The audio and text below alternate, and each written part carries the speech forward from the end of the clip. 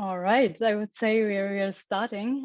So welcome to everyone who is joining us today in this webinar with the title Deploying AI with Confidence. I'm happy to see you all here. I'm also very excited, particularly because this is the first time in our Deep Sea webinar series where we have a topic with a strong scientific focus. So first of all, before we start, I'd like to introduce myself. My name is Julia Mosbauer. I am COO and co-founder of DeepSea. My background is in mathematics and data science with degrees from TUM and LMU, both universities here in Munich. So yeah, to introduce into the topic, I think I know both the scientific perspectives on topics like AI, deep learning, machine learning, but also have insights from my role at DeepSea into the learning's practical considerations of when it comes to deploying AI in radiology.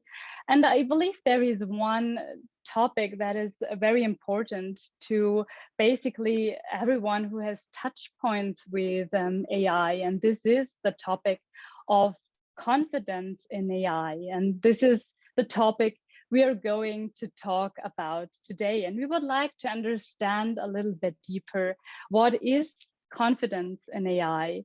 How can I trust an AI solution? And how can I get, or how can we all get more of it, more confidence in AI solutions? And I think this question is particularly important when it comes to clinical use cases, for examples, where AI are used for diagnosis making, for example. So I'm very excited, and we are having two scientific talks today.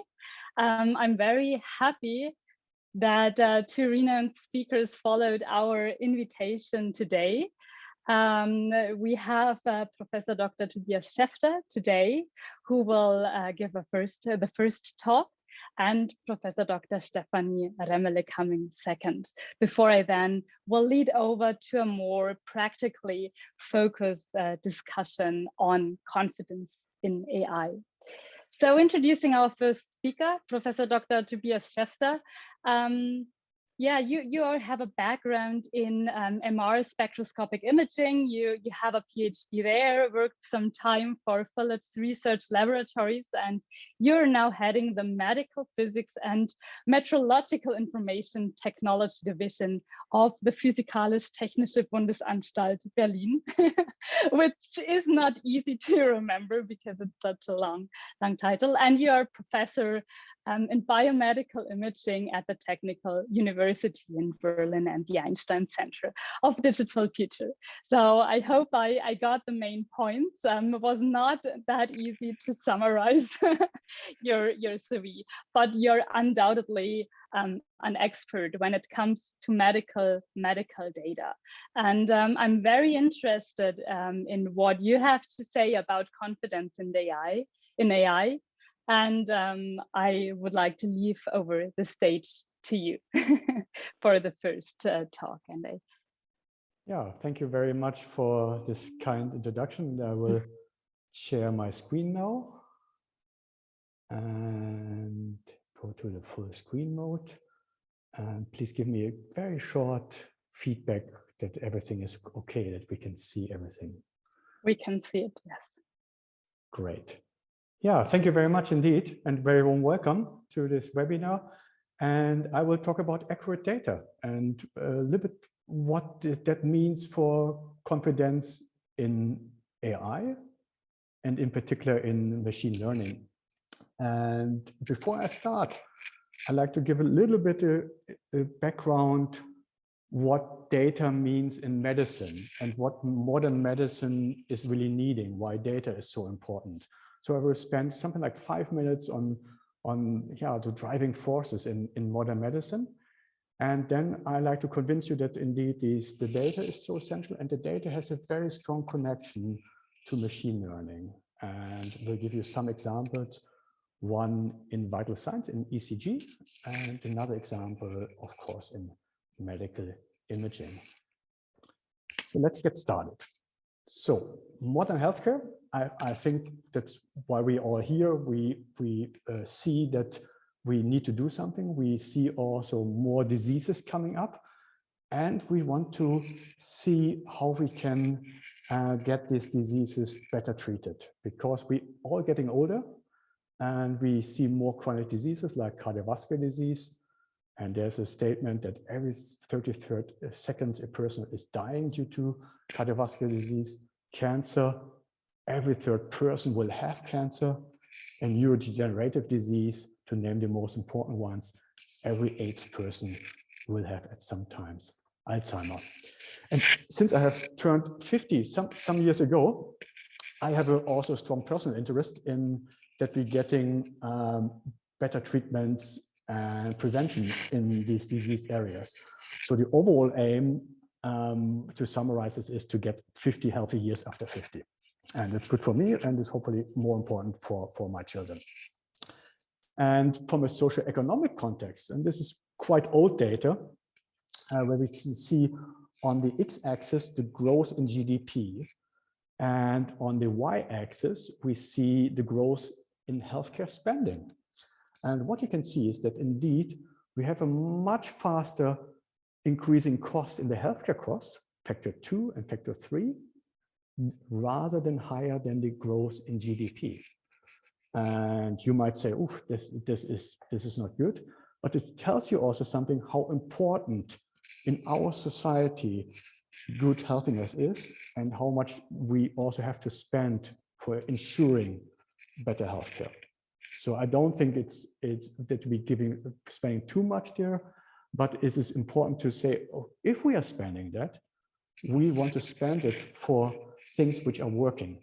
And we unfortunately seeing at the moment in the healthcare spending that we spend a lot of things for treatments which are not working, and this is not good. So that is something which we shouldn't do. And a few years ago, there was a trend where we're seeing, okay, why is this? Why are not all the different parts of population treatments are working?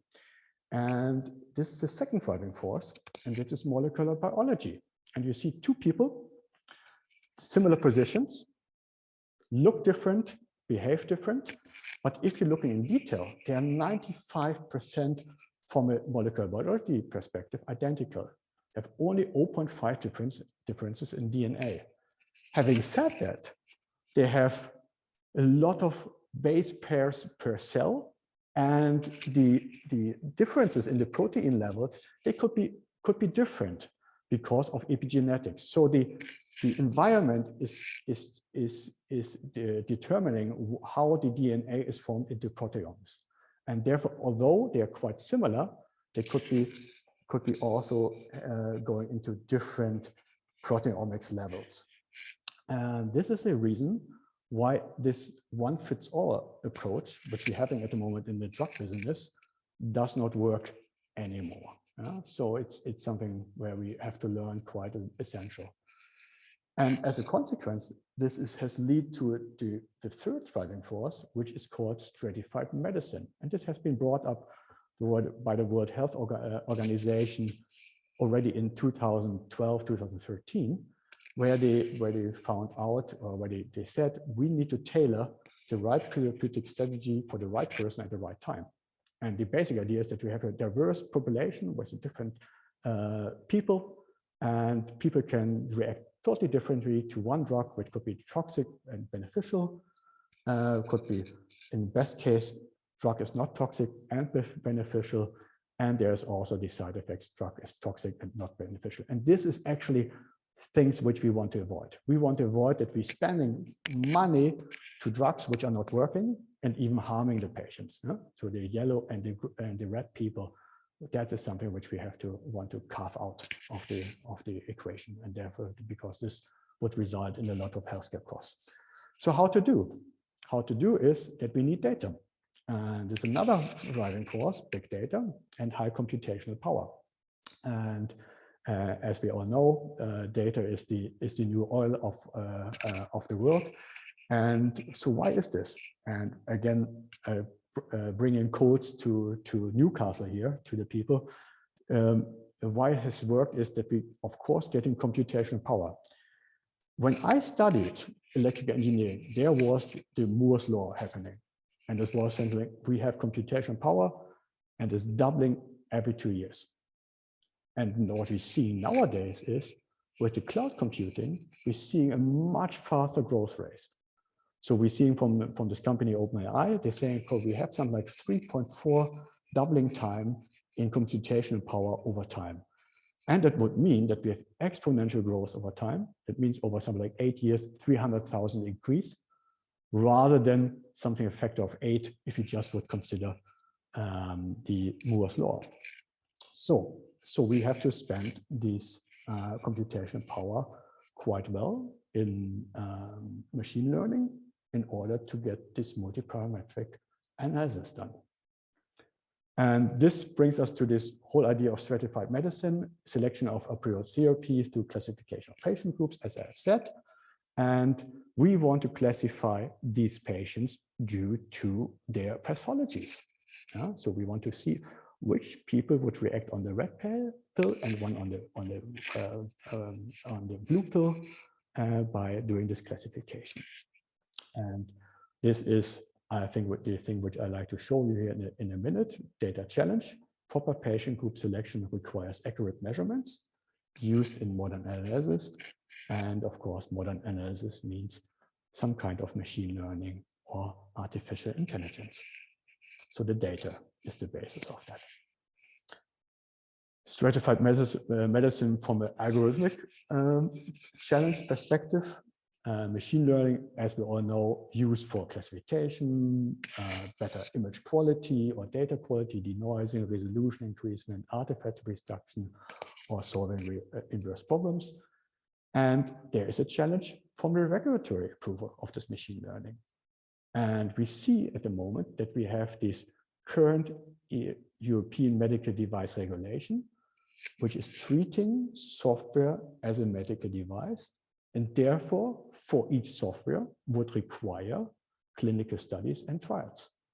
And this is quite difficult because we need to trust algorithms which we not fully understand at the moment and which have a very strong sensitivity to the data with respect to bias, uncertainty, representativeness, as well as how well the data has been labeled. And I've seen already some people in the audience which have expertise in these areas here. And I'm looking forward to a discussion later on that one. And the main idea is, if we're thinking about regulatory approval, it will be very, very helpful when we can show as a confidence, is it explainable, the results? How is the uncertainty about a certain result? And how robust are these results in a way? And I'd like to briefly touch this during this very short presentation here. So let me first talk about the data challenge and the very basic idea from this perspective of a national metrology lab, where we always think about uncertainty. And the uncertainty, we differentiate between two things, which we call usually accuracy. The data people call it bias. And then we have precision, where the data people call it variability. And the accuracy says how close is a measurement with respect to a reference value, as well as precision says the closeness of measurements to each other. And this could be shown in a very simplified diagram, where you, in fact, would like to have something like where the accuracy on one axis, precision on the other one. High precision, high accuracy means that we hit the target right at the spot. However, we could be only highly precise, missing the target, which is here in the center, and would be very precise. The measurements in itself are very close to each other, but we miss the target.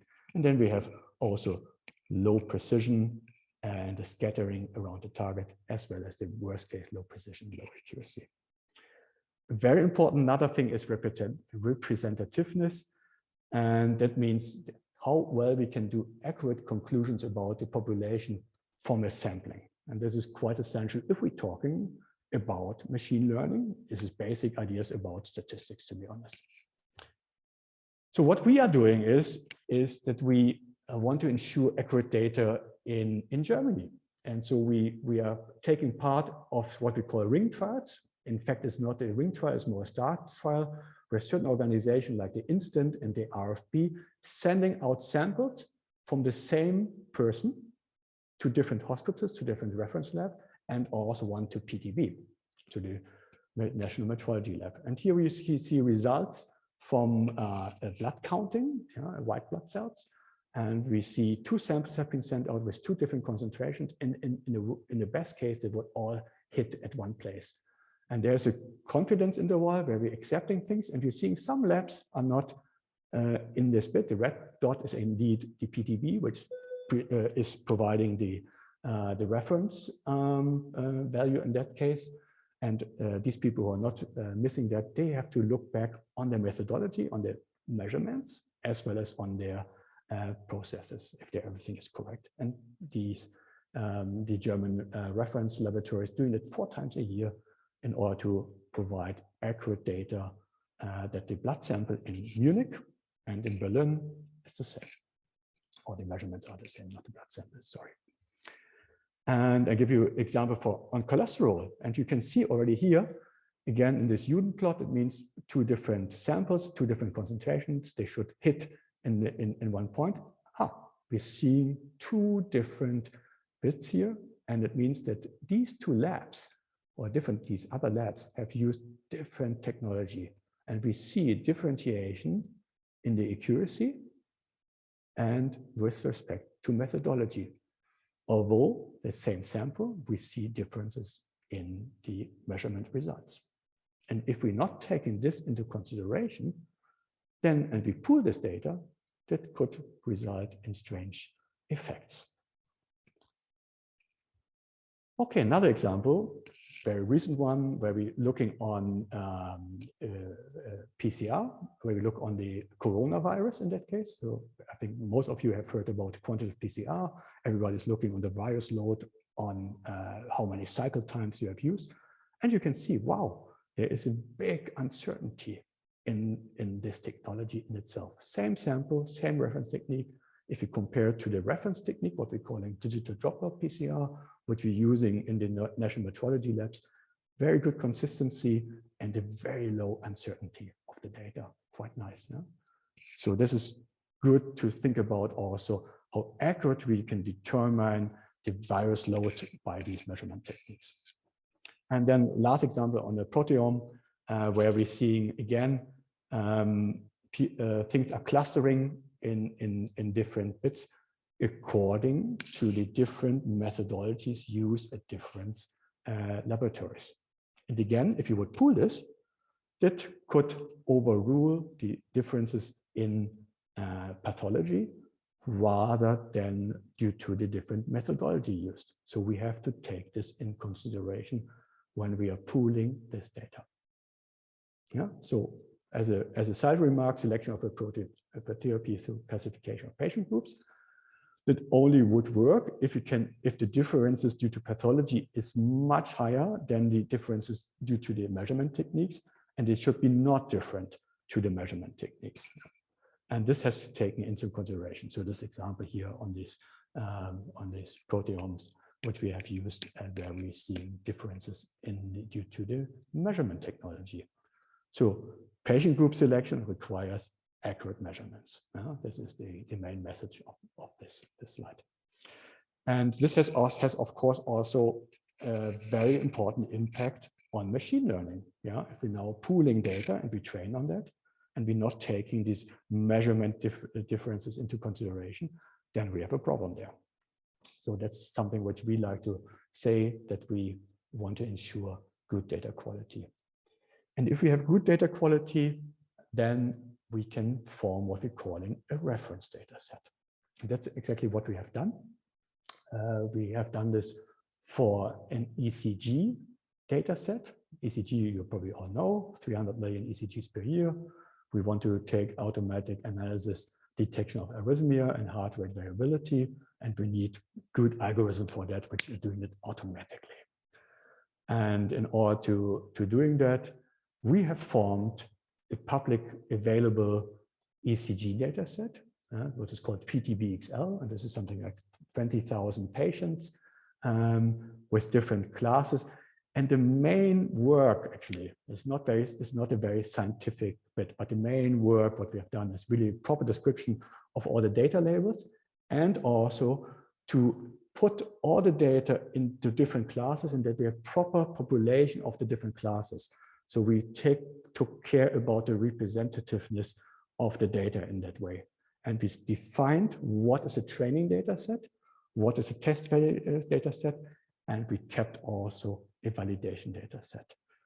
And for me, I'm quite proud of that because it's 2 years old, this publication, already something like over 20,000 downloads, and it's will be one of the most cited papers, hopefully in the future, which is quite interesting to see from a scientific perspective. Although there is not much science there, but it's more about data description of the data itself. But we think this is super important that we're having some kind of open data, which all people can do the data, the algorithms can test on and can do benchmark tests on. As a subsequent bit, which we did in collaboration with the Fraunhofer Institute here in Berlin, the Heinrich Hertz Institute, we defined metrics to determine benchmark tests on ECG evaluation and tested different deep learning techniques on that one and looked how they compare using the same data.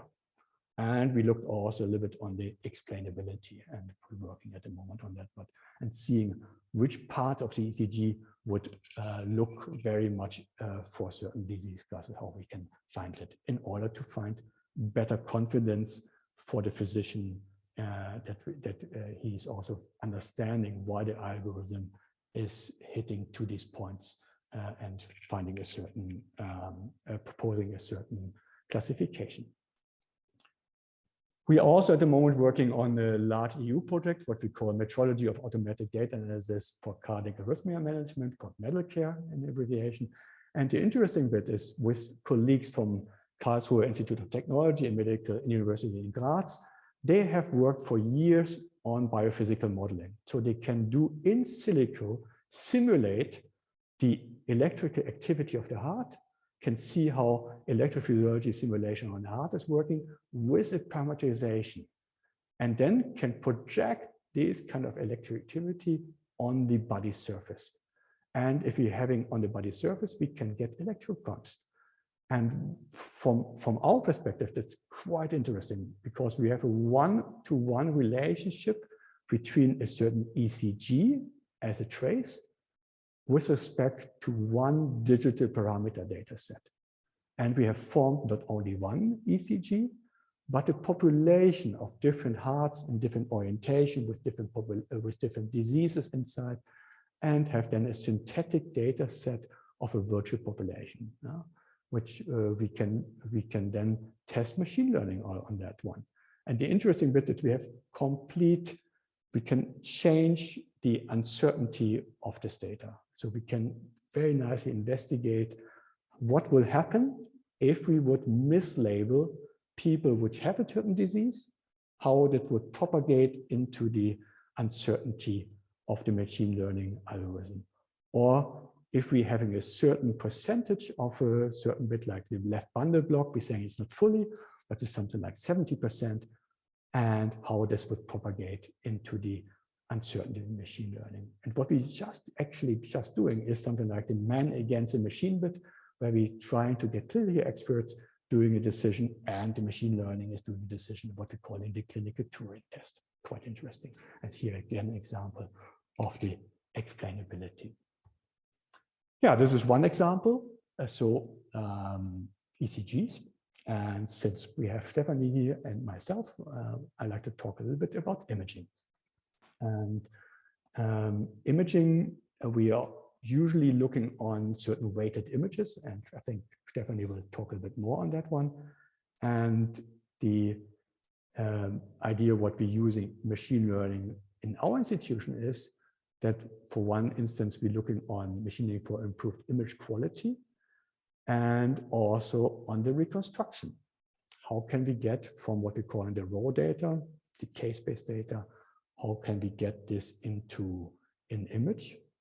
And what we have formed is an approach with other people as well, what we call physics-informed learning, that we're not only learning from the data itself, but we're also giving some kind of boundary conditions that the data or the machine learning has to obey the physics, has to understand, or we use the measurement process as a boundary condition in the machine learning process. And meaning that we there having also the possibility that if there's some inconsistency of data, that the physics-informed learning will give some kind of a guideline, guidelines that is not, has to be still obeying the physics. And that's what we're seeing also on the uncertainty. We and others have looked on what we call the aleatoric uncertainty. That means the influence of data uncertainty, in a way also the model uncertainty, what we call the epistemic uncertainty.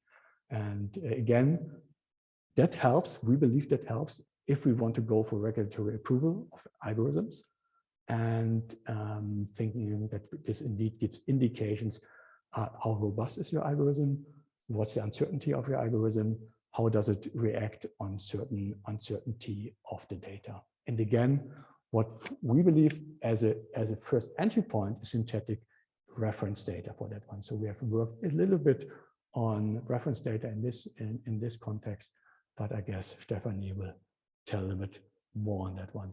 One little remark, this has just came out from a very good group, Michael Lustig in the States, and he stresses the importance of, or the issues of misuse of public data. If you're just thinking about images, and we retrospectively would do raw data create from that, we introducing also the processing pipeline of the vendors into the raw data, which is not good.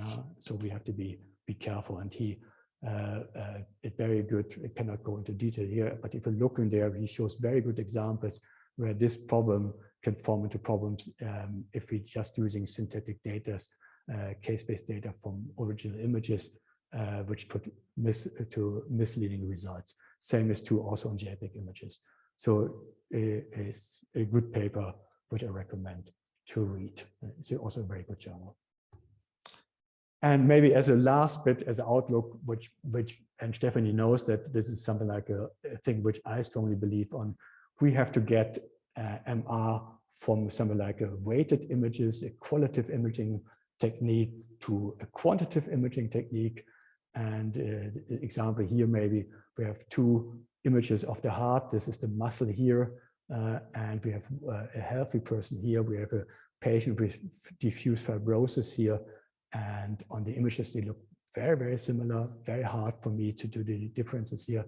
However, if you're going for quantitative measure, the measurement of what we call the relaxation times, which are given in milliseconds, so it means in SI units, we see differences there. We're seeing something like around 1,200 here, and the increased level in patients where we're having diffuse fibrosis. That meaning from the numbers, we can give much better diagnosis thresholds, but also we get consistency. Again, the thing, if we pull data from different sites, how similar are those, and at least we can describe that. So this brings me to the end. So modern medical diagnosis relies on multi-parametric data. I think that's the audience would appreciate it. Diagnostics, vital signs, imaging, which I've talked briefly on that one. And also without any kind of machine learning, we need proper, accurate, comparable measurements for selection of therapy and assessment of treatment effects. And even more important, if we then use this data as a basis for development of artificial intelligence, there we need really importantly accurate data. That means low bias And if there's bias, then you have to know about that. We have to describe it. It should be part of the data, that we can learn this also. And last but not least, I'm a strong fan on physics-informed learning, because there we can introduce some kind of guidelines in order to increase the robustness to data uncertainty. And with that, I like to thank for your listening, and I'm very happy to answer any questions. Great. Thanks a lot for sharing your view on confidence in AI, and also sharing those interesting projects that you're working on with your groups.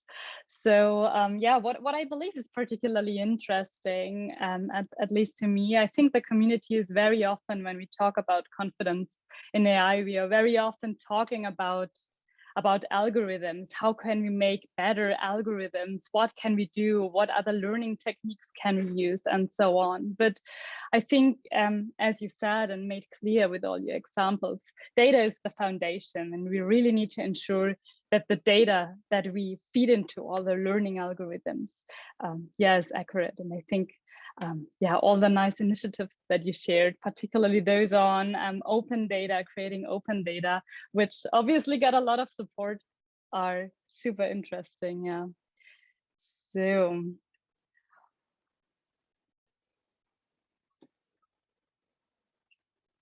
All right. Yeah, there's one question. There's one question in the chat. Comment, the yes. results of quantification cannot be interpreted as they are based on population geographies in medical imaging. I'm not fully get it actually, but there are also on quantification there are differences due to population. That's right. But at least what I like to stress here is that I like to get the measurement technique out of the play. This is the main thing. So I want to get the patients into the equation, but I like to get out of the measurement techniques out of the equation. And so the comparability of the measurements is the main thing. Okay, the results differ as per population. Yeah, that's absolutely right, exactly, but not as the measurement techniques. Yeah, exactly. But you're absolutely right. We need to find reference values for population. That's indeed something what we need. Thanks for the question. Mm-hmm. All right, then I think for now we don't have further questions or comments, which leads me to the second talk for today. And we've heard already in the first talk about synthetic data, basically access to data, to the right data that we need for developing algorithms, but also particularly for benchmarking, is not that easy. And it would be indeed very appealing if we could generate that data that we need ourselves. And I don't want to talk too much, but I rather prefer to introduce our second speaker, which is Professor Dr. Remmele. She also has a doctor in real-time, or has worked on real-time MRI procedures, also had worked quite some time at Philips for quantitative MRI procedures in oncology, as well as computer decision support systems for usage in combination with CT and MRI techniques. And since 2012, she's professor for the Faculty of Electrical and Industrial Engineering at the University of Applied Sciences in Landshut, and focusing with her research particularly on medical image analysis. And the stage is yours, Stephanie. Looking forward to your talk on synthetic benchmark data. Okay, thank you very much. I hope you can hear me, and I hope you can also see my slides by now. Can you give me a short feedback? Thank you very much.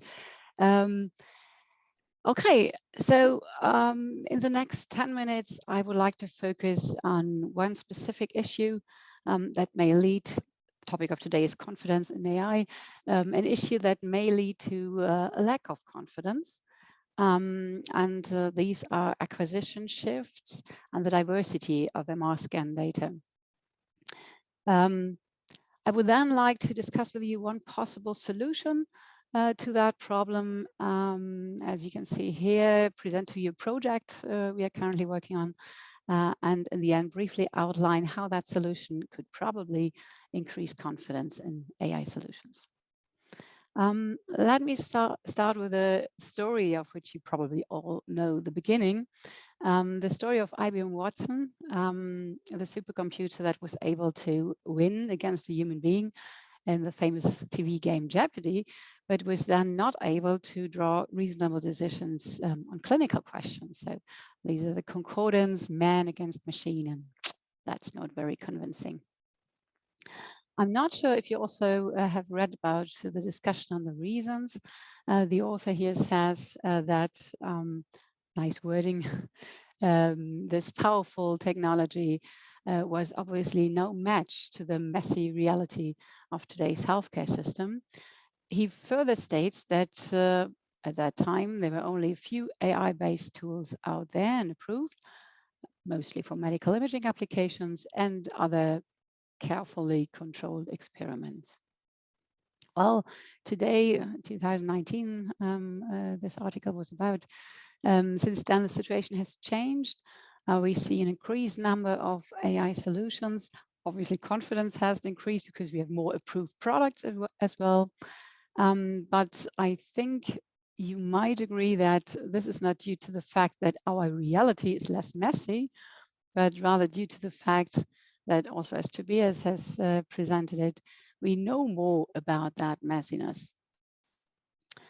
One of our research work in Lancet is focusing on also increasing confidence, again by knowledge building, on one particular source of messiness. And these are acquisition shifts, as I said, and the diversity of scan protocols and variation in images that comes with it. Why is that important? One MRI image is described by a set of more than 100 different parameters, hardware related, software related, like reconstruction and processing. Not all of these parameters are accessible for the user at the scanner, but a lot of these parameters are accessible, and still there is not much guidance on how to set these protocols. Of course, there are national quality guidelines. This is an example for multiple sclerosis scanning in Germany. Sorry for the German text, but here also international expert committee guidelines.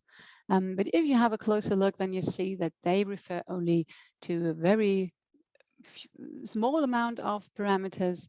They are mostly resolution related, and they are given as maximum values or minimum thresholds, whatever, and not as specific values.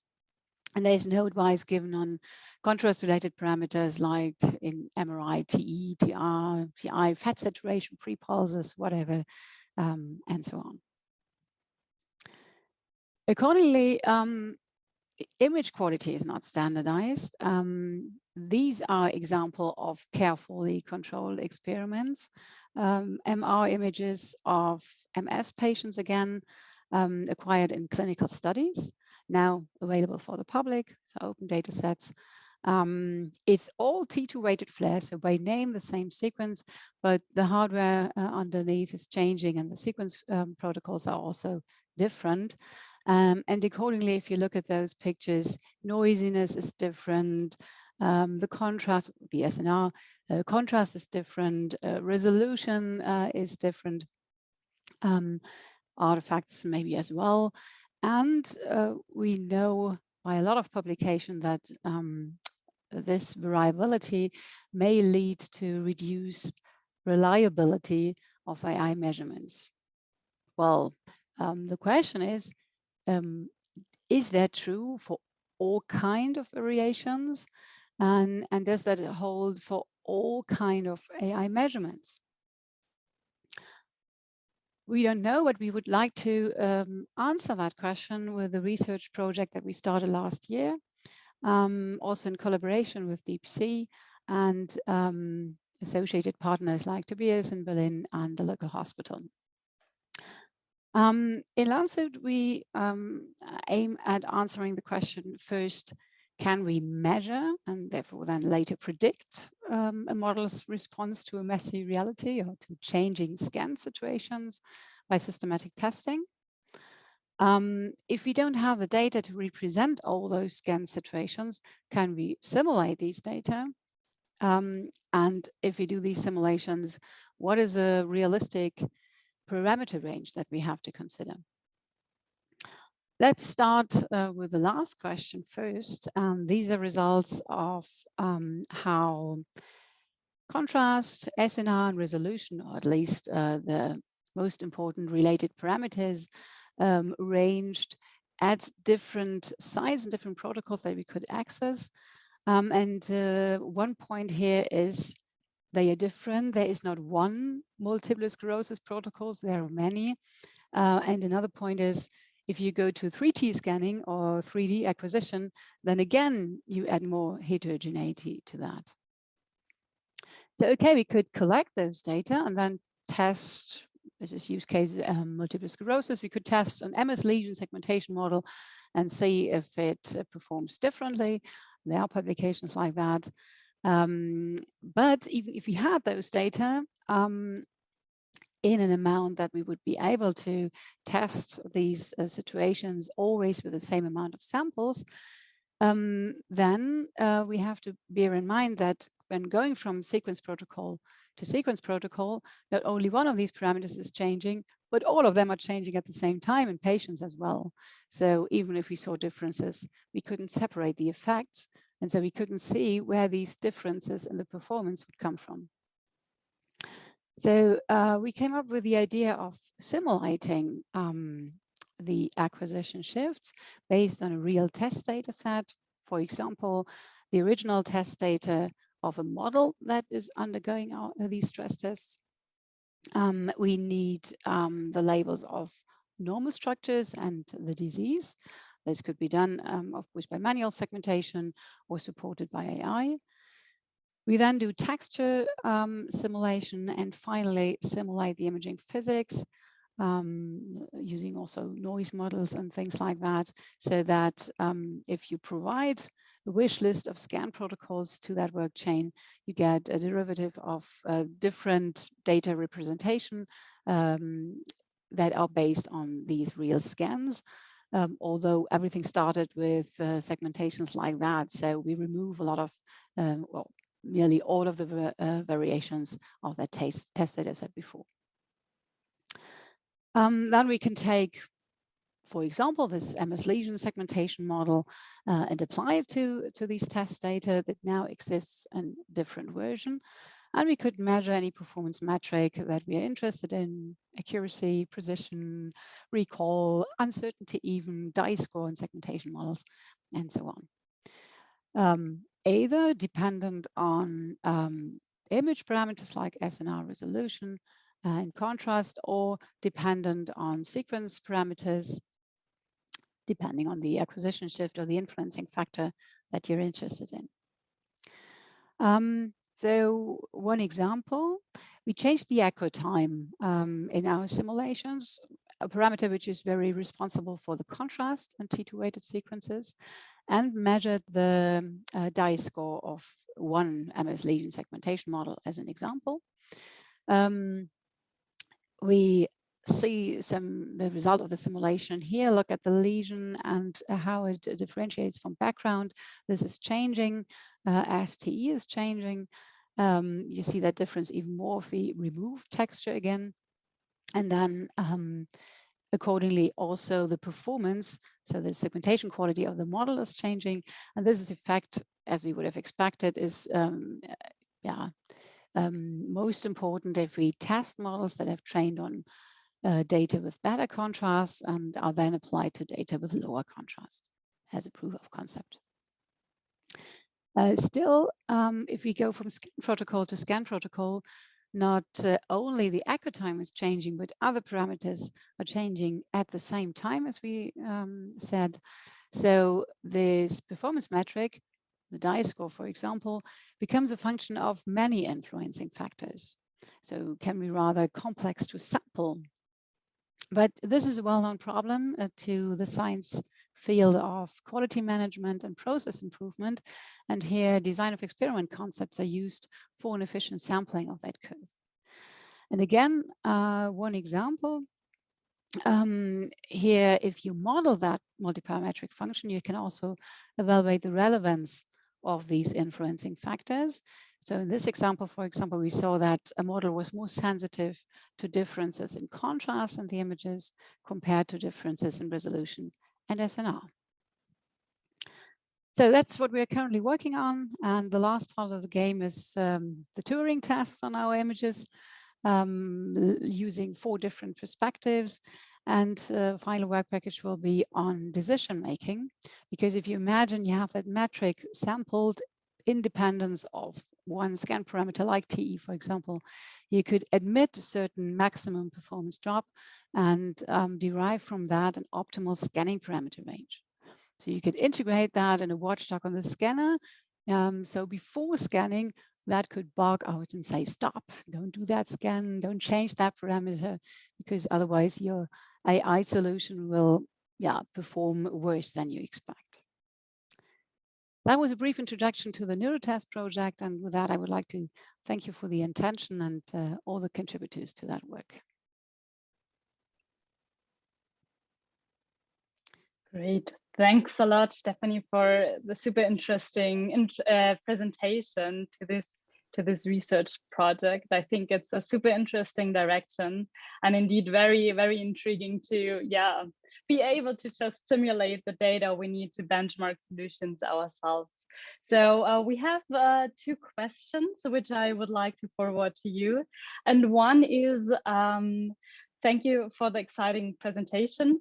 Could the MRI simulated data also be used for training? Could synthetic data help with data availability? What do you think? We had a master thesis using our data also to improve models, because it can be, of course, used as one way of data augmentation. We explicitly go for testing because I think there are 3 different ways, but probably this is something for the discussion later on. There is a lot of effort spent on the improvement of models and a lot of effort spent on the improvement of data availability and labels, but there is not much effort spent, as I see it or experience it, in improving confidence. And I think this also has to do something with providing numbers on performance in a way that is easy, that is dependent on parameters that clinicians are using. And therefore, we explicitly wanted to use those data for test purposes. But of course, yes, that will be possible as well. Cool. Maybe a next research project then. All right. And we have another question, which refers to the high variability of MRI data. So do you see the high variability of MRI data and resulting generalizability issues as one of the key reasons why there are only so few MRI AI products commercially available? Maybe there are always a lot of reasons, but there are more products out for CT. That is true compared to MRI. Also, the first success stories was, I think, CT hemorrhage and lung nodules in CT. And of course, Hounsfield units are something which is much more standardized and reproducible. And so has a stomach feeling, yes. And also one of the papers that I cited stresses the acquisition shifts as the most important shift, or the most, the one which is which people are working on most intensively. Yeah, absolutely. I think, also from my experience, MRI is probably one of the more challenging data types that are out there, but nevertheless, there are some very well performing products out there. So that's definitely the case. But yeah, this I think might be the reason that there are less commercially products available for MRI. Yes. But the complexity also makes it a very exciting physical modality. So great. Yeah, then I believe we come over to the third part of this webinar, which is a discussion round, and definitely I'd like to invite everyone in the audience to also join the discussion, ask questions, yeah, and participate in that sense. So I'd like to bridge the gap to more practical considerations here. So we have put a scientific view on data, mainly on the role of data for good AI, on the role of data for benchmarking, and so on. So first of all, taking the perspective of companies developing AI. So data is needed in many process steps. So starting from the early development of a solution, coming to the clinical evaluation, getting the regulatory approval, and then also later on in post-market surveillance. So maybe a question to you, Tobias, where do you think is the most need for accurate data right now at the moment? Where do we have most need?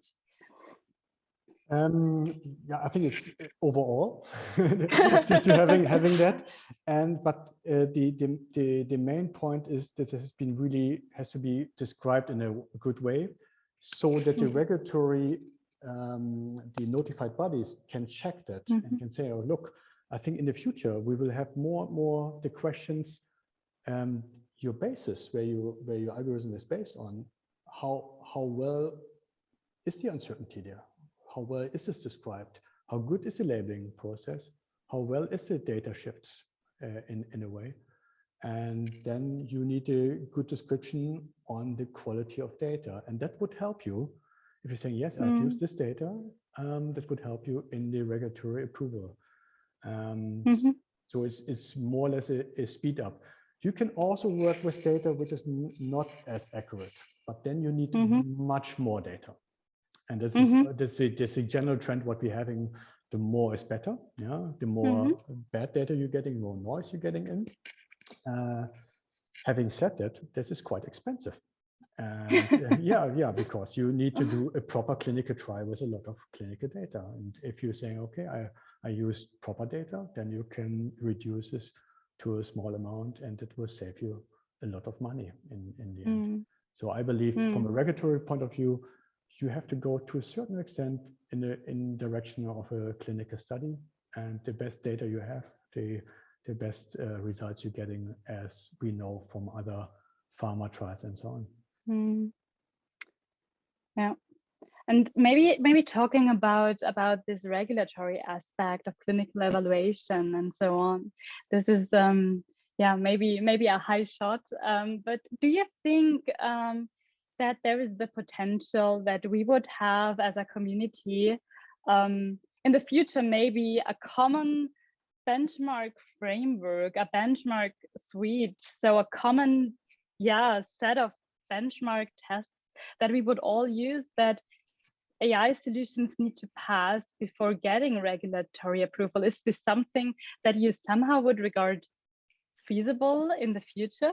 It is, of course, it's a strong variety between all the different applications you can think of. It would be quite difficult. However, having said that, there are similarities.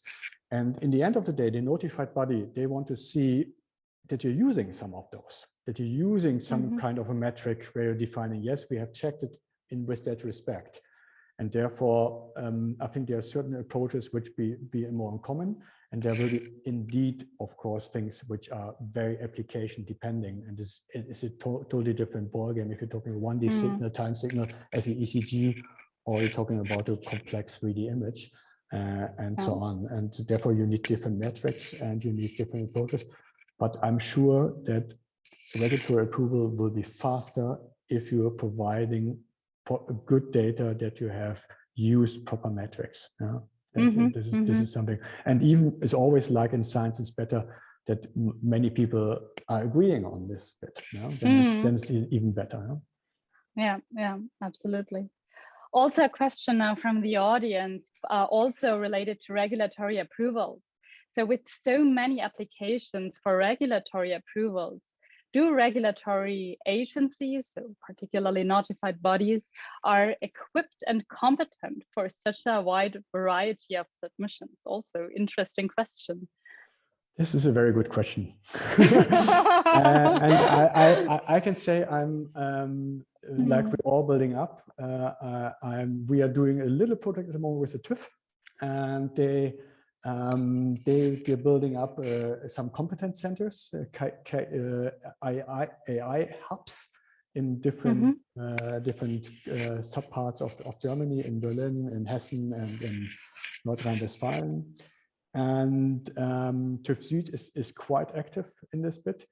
And I think they probably would not understand that in detail, but would understand that we would need some kind of quality metrics where we can assess this against them. So if you're having that I think gives them also from a regulatory approval, better confidence that you're looking on the uncertainty, that you're looking what is the probability, what is the epistemic uncertainty of a model. That is something, if you have looked to that gives him a better confidence that you at least have been aware of that. And that's how they're doing that. It's something like a quality metrics of modern algorithms in a way. So you're saying they don't need to understand the algorithm in detail, who does, but the framework to kind of validate it. They want to see that you indeed would have used your own framework, that you have even a framework which is common in the scientific community, that is supporting definitely the bit on that bit. I want to have another question, because I think even if regulatory bodies or the approval of the products seem to look as if there is confidence in AI from this regulatory perspective, does it automatically mean that physicians have confidence in AI? Because maybe from the technical perspective, the experts at TÜV might be confident that this model was tested in the right way and uncertainty measures are given, and so everything is fully controlled. But I think to build confidence among clinical users, it needs a bit more to build up the experience with AI, because these are people, not machines, deciding whether to buy a solution or not. And there are all these papers out talking about uncertainty and about shifts and things like that. And still a lot of stories have proved that these models can perform very well and be really of help. So I would be interested in seeing numbers about the acceptance of AI in routine use. So among radiologists in practices and not only university centers like that. Do you have also as a vendor numbers on that or experience on that? Yeah, it's a very good question, and I think you be extending the complexity. And I think there's one exact thing already coming up more, which is something on the technical side is one thing. And what you're saying is really essential. How the doctors make mistakes. So also current clinical practice is not perfect. And therefore, as a solution is as good as current clinical practice or even better, then it's already good. And this is something which we also have to communicate not only for the doctors, but also for the end users, for the patients. And exactly that is something, if you read it positively, the European Artificial Intelligence Act, which is aimed for, that there are different risk classes on the solutions, and they want to say what kind of confidence do we need for certain risk classes. If we're making a suggestion to the doctor who makes the final decision, then you can have it's a lower risk class, I would say. If we're having a self-driving car, well, or a robot was doing the operation, well, this is a different ballgame. And so we have to differentiate a little bit, which is already happening in the medical device regulation. So it's a bit, but also in the communication with society and in the end. because in the very final end, and I want to make to this little audience here, but at least to say, we need data. You all have to donate.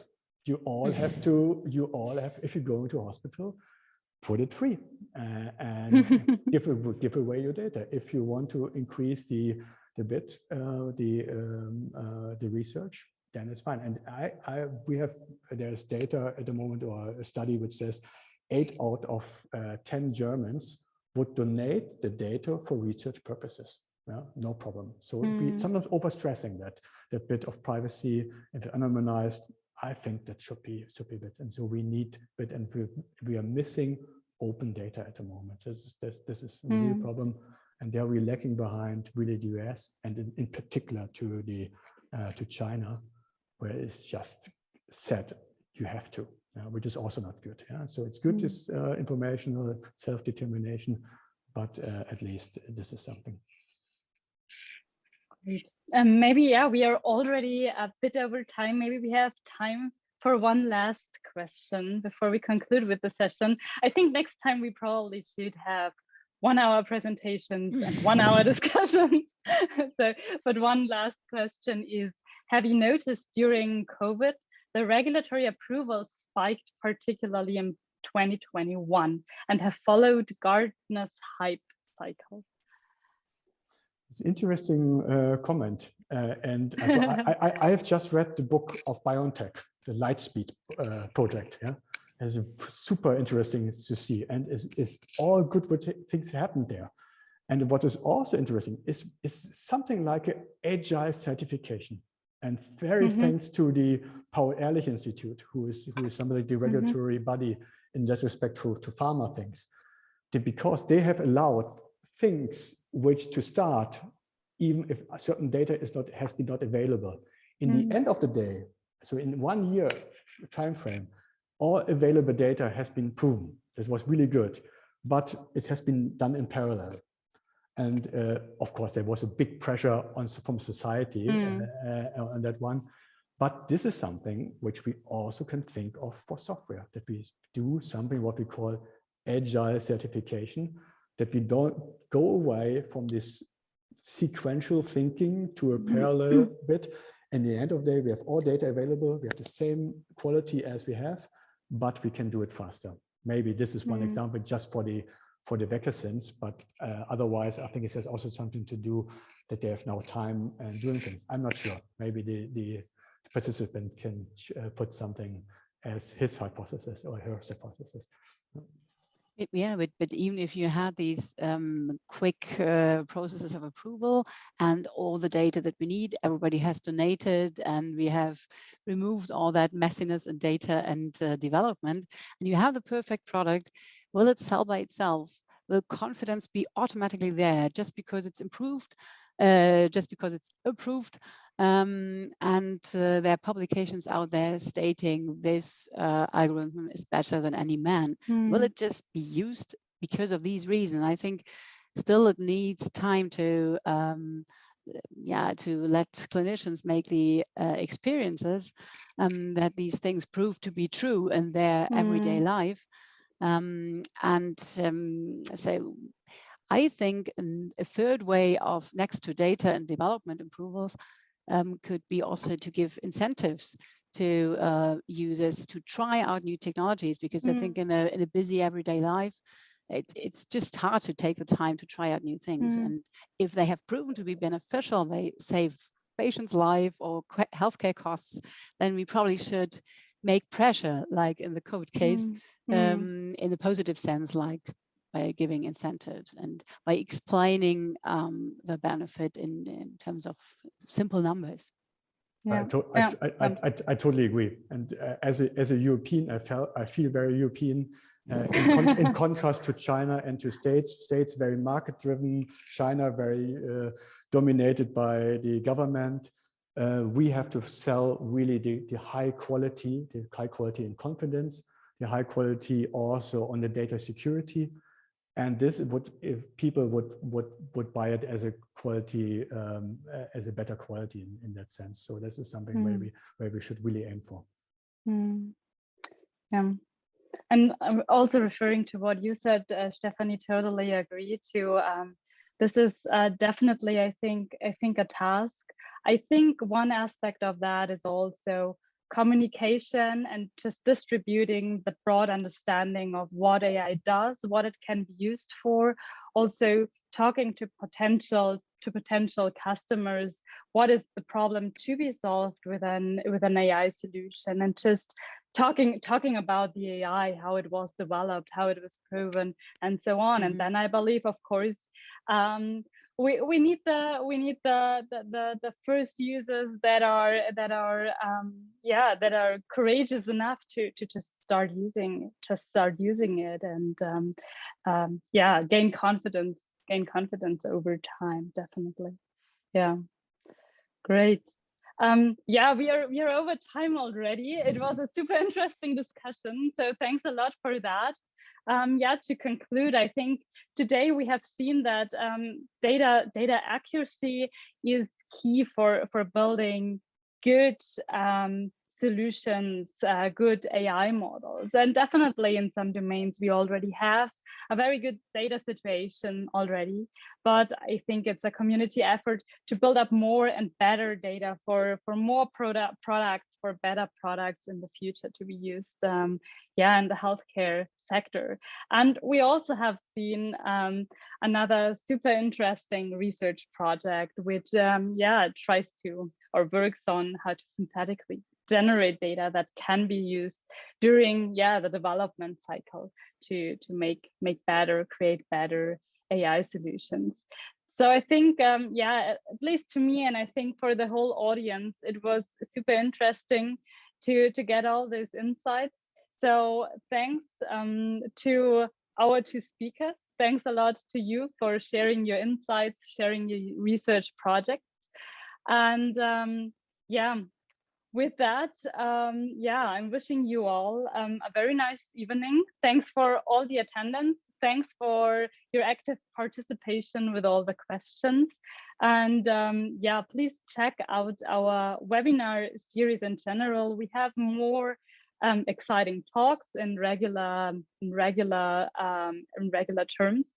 And we also have all webinars recorded on YouTube, so also check out our YouTube channel. And with that, wishing you a very nice evening and goodbye.